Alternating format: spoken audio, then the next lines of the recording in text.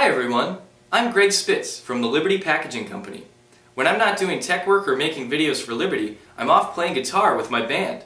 No, we're not called Spitzy and the Liberty Packages. We're called the Van Burens. That's right, like Martin Van Buren, the 8th and greatest President of the United States. And I'm here in our practice studio just finishing up changing my strings. You know, for a guitar player, strings are where the rubber meets the road. It's where you get to feel the guitar in your hands.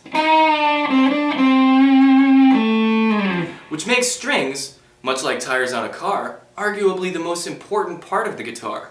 Also like tires, strings take a lot of abuse, especially from a player like me. You know, I grew up listening to that classic bluesy rock like Zeppelin, Clapton, Pink Floyd. All those guitar players love to bend the strings, which makes me love to bend the strings. That being the case, when I go to pick up a new set of strings, I want to be sure that they're going to be able to handle that kind of abuse, which means those strings can't be corroded or oxidized. Now, strings for the electric guitar and for many acoustic guitars are made of metal, and metal naturally oxidizes and corrodes. But a corroded or oxidized string not only sounds bad, but it's also going to break sooner, which is bad for me. But there are ways to prevent or at least slow down that corrosion process. There's a story from another guitar player named Greg from Australia who was touring with his band in the South Pacific and ended up visiting a friend in the Philippines. Now his friend showed him this very rare 1990 Gibson Stereo 345 guitar. Now I'm sure when the friend bought this guitar in the mid-90s that it was beautiful. But the friend stored it just in its case in storage in the Philippines. Now the Philippines tends to be pretty humid, and that humidity just means a higher rate of corrosion.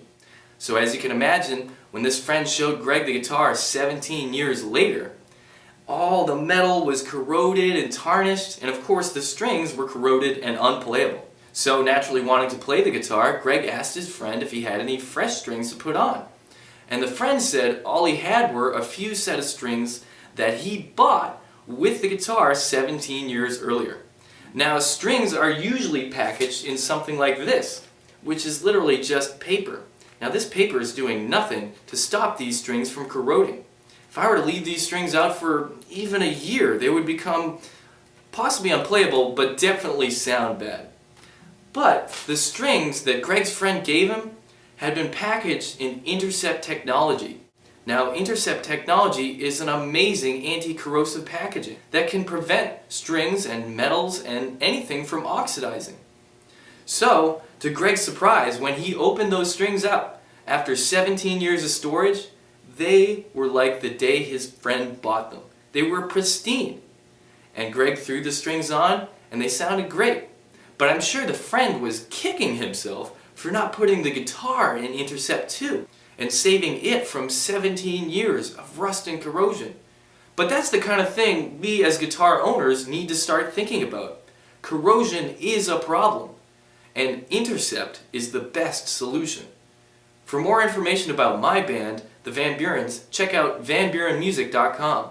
For more information about Intercept technology, go to libertypackaging.com.